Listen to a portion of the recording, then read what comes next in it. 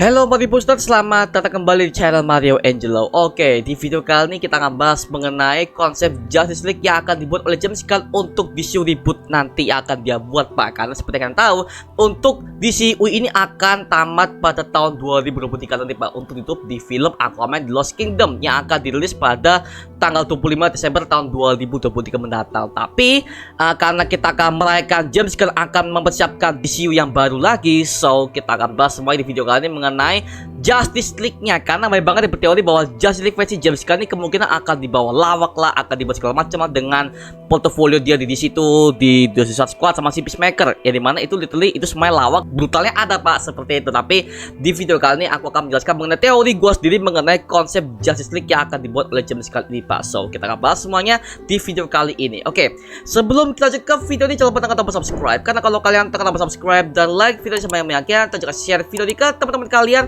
maka gua akan lebih semangat lagi buat video untuk kalian. So, mari booster, let's break it down this video.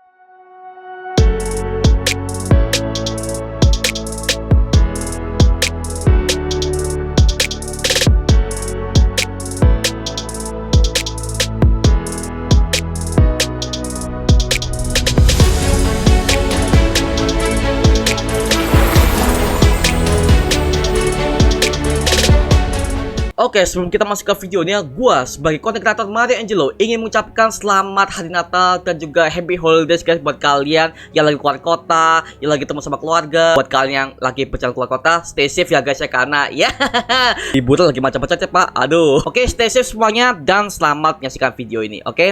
Oke, di video kali ini gue ingin bahas mengenai konsep Justice League-nya. Karena dari Twitter kemarin, bahkan di grup WA gue itu banyak banget yang mengatakan, oh bang, untuk konsep JL-nya gimana bang untuk James Gunn? Karena gue yakin sih para fans masih takut banget dengan konsep James Gunn yang akan dibuat lawakan. Seperti yang kalian tahu bahwa James Gunn di sini masih membuat The Suicide Squad sama Peacemaker, yang dimana itu konsep itu benar-benar lawak banget dengan konsep ala-ala jokesnya dia, tapi dengan diringin dan kebrutalan dan juga kesedisannya, Pak, seperti yang ada di The Suicide Squad, Peacemaker. Itu kan kalau kalian bisa lihat kan, itu kan ada berbagai macam gore-gore, Pak, dan itu nggak tanggung-tanggung ya. Tapi lagi-lagi itu yang ditakutkan oleh para fans mengenai hal itu, Pak ya. Tapi kalau menurut gua ya, James Gunn itu, kalau kalian mau lihat portofolio James Gunn mengenai film-film dia, sebenarnya dia itu nggak cuma buat film superhero aja loh, banyak banget. Bahkan dia itu pernah bekerjasama dengan Zack Snyder sebenarnya untuk film Dawn of the Dead tahun 2005.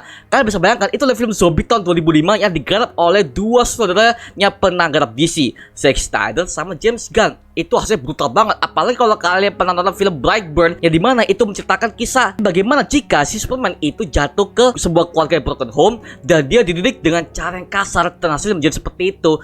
Itu makanya what if movie yang benar-benar bagus banget untuk Brightburn itu aja udah dark, brutal banget. Dan itu James Gunn yang buat, Pak, seperti itu. Maka dari itu kalau gua lihat kayak James Gunn bisa deh untuk bikin DCU yang jauh lebih kelam, jauh lebih brutal daripada Zack Snyder punya, Pak. Kalau kita lihat untuk Justice League ya, Pak ya, kemungkinan konsep Justice League ini akan dibuat tepat setelah The Flashpoint. Karena apa? Kalau kita udah baca di komiknya, Pak, di mana The Flash ini setelah itu udah melakukan Flashpoint dan dia udah memperbaiki semua timeline yang ada sebelumnya, akhirnya dia melihat bahwa semua keadaan yang dia lihat semuanya itu baru. Contohnya gini, kalau kalian lihat di konsep New 52, yang berubah itu adalah kisah originsnya dari superhero-nya masing-masing. Contoh Batman di pre-crisis sebelum The Flashpoint, untuk kedua orang tuanya itu dibunuh oleh perampok yang bernama Joe Chill, yang disuruh oleh Carmine Falcone untuk membunuh kedua orang tua Bruce Wayne. Itu ada di komik pre-crisisnya. Tapi kalau di era New 52, kematian kedua orang tua Bruce Wayne ini disebabkan karena dibunuh oleh masa mudanya Joker, atau bisa jadi ada perampok yang ada berantem nembak aja gitu. Jadi untuk kisah origins ya agak sedikit dibuat berbeda, karena literally itulah akibatnya jika The Flash ini melakukan sebuah flashpoint. Itu dampaknya akan selalu mengikuti, ya dimana itu akan berdampak di kisah originsnya para superhero yang ada di DC seperti itu. Gak cuma Batman aja loh, Wonder Woman, Superman, bahkan mereka semua itu berubah. Dan kemungkinan untuk di James Gunn nanti kemungkinan yang dirubah dengan seperti itu, yang dimana konsep untuk originsnya semua superhero nya akan dibuat berbeda. Ya kalau kita ukur secara film, Pak ya, yaitu dibuat agar supaya kita sebagai para fans dibuat lebih refreshing lah ya. Kenapa aku bisa bilang ini adalah konsep New 52? Karena ini nyambung dengan The Flash, dan The Flash itu adalah konsep dari awal pembentukan era New 52. Ditambah ditambah lagi juga logo DC Studios ya, itu ada siluet dari Batman, Superman, Wonder Woman, Green Lantern. Itu semuanya mereka itu adalah art dari komik New 52. Jadi bisa dipastikan James Gunn ini akan menggarap konsep New 52 ke dalam live action. Dimulai dari Superman mungkin, ya dimana James Gunn ini lagi membuat naskah untuk Superman versi muda. Dan kita udah bahas di video sebelumnya bahwa kemungkinan James Gunn ini akan fokus kepada Superman muda, ya dimana ini akan menceritakan kisah Clark Kent sebelum menjadi Superman, ya dimana untuk kemungkinan story arc-nya akan mengambil dari kisah seri Smallville, yang dimana seri tersebut menceritakan tentang awal kisah Clark Kent pernah berteman dengan Lex Luthor sebelum akhirnya mereka berdua menjadi arch enemies yang kita kenal sebagai Superman dan juga Lex Luthor dalam komik ya Pak, seperti itu. Maka tadi itu kemungkinan itu yang akan diangkat oleh James Gunn. Ya kemungkinan yang akan dibuat mungkin seperti itu Pak ya. Tapi kita nggak tahu untuk konsep sinematiknya yang dibuat oleh James Gunn seperti apa. Karena bisa jadi ini hanya sebagai referensi aja sih, seperti itu. Nah, gue juga mau mengkonfirmasi, banyak yang mengatakan bahwa Cyborg ini tidak akan dibuat oleh James Gunn. Gini Pak ya, kalau menurutku sih ya, untuk si Cyborg dia pasti akan dibuat. Karena apa? Kalau kita mengambil konsep New 52, Cyborg ini adalah anggota utama dari Justice League. Bahkan kalau kalian udah baca komik Justice League issue nomor 1, ketika invasi para anak buah Darkseid menyerang kota Gotham, kalian bisa melihat itu si Victor Stone itu langsung dibuat armor Cyborgnya loh Pak, setelah dia mengalami kecelakaan di Star Labs. Ketika itu ngomong-ngomong sama ayahnya bahwa si bapaknya ini gak datang ke pertandingan footballnya, dan ketika dia protes, akhirnya si Victor Stone ini langsung terkena serangan dari radiasi Mother Box sehingga tubuhnya menjadi rusak. Dan terpaksa saat itu juga si Silas Stone itu adalah seorang ilmuwan yang bekerja di Star Labs dan merupakan bapak langsung dari Victor Stone, langsung membuat tubuhnya si Victor menjadi cybernetic dari bahan Mother Box, seperti itu Pak. Dan ini udah pernah diangkat juga kok di GL dan juga di BVS di ending, ketika si Diana Prince melihat si Victor Stone ini tubuhnya direplika langsung oleh Mother Box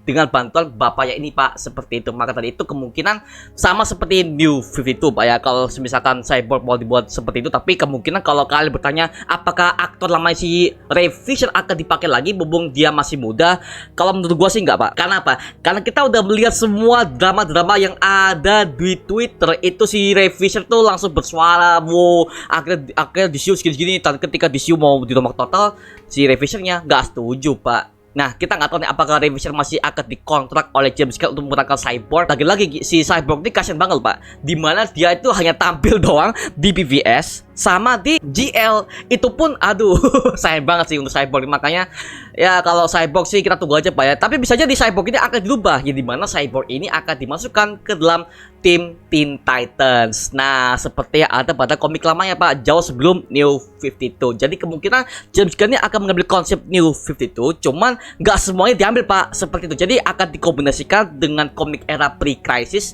yang dimana itu adalah era tahun 2000 awal sampai tahun 2010 hingga masuk ke New 52 di komiknya Pak, seperti itu. Jadi kemungkinan Cyborg akan direplika ulang dan akan dimasukkan ke dalam Teen Titans. Karena seperti yang gua katakan tadi, James Gunn ini akan memperkenalkan semua tim superhero yang belum dikenal banyak orang. Seperti contoh Teen Titans belum diperkenalkan dalam live action movie, walaupun kita udah melihat series live action Titans di Netflix Pak ya dalam 4 season belakang ini. Tapi James Gunn kemungkinan akan mengangkat Teen Titans, mungkin Doom Patrol mungkin, atau Justice League Dark mungkin. Pokoknya semua tim superhero selain Justice League ini akan dibuat oleh si James Gunn. Kemungkinan seperti itu Pak ya. Tapi lagi-lagi kemungkinan James Gunn ini masih akan fokus kepada Trinity-nya, di mana Batman, Superman, Wonder Woman akan menjadi highlight utama dalam DCU fase pertama ini Pak. Seperti itu. Mungkin ya, lagi-lagi ini masih kemungkinan karena kita masih belum mendapatkan blueprintnya dari James Gunn mengenai apa aja yang akan digarap oleh James Gunn ke depannya Pak untuk DCU reboot kali ini.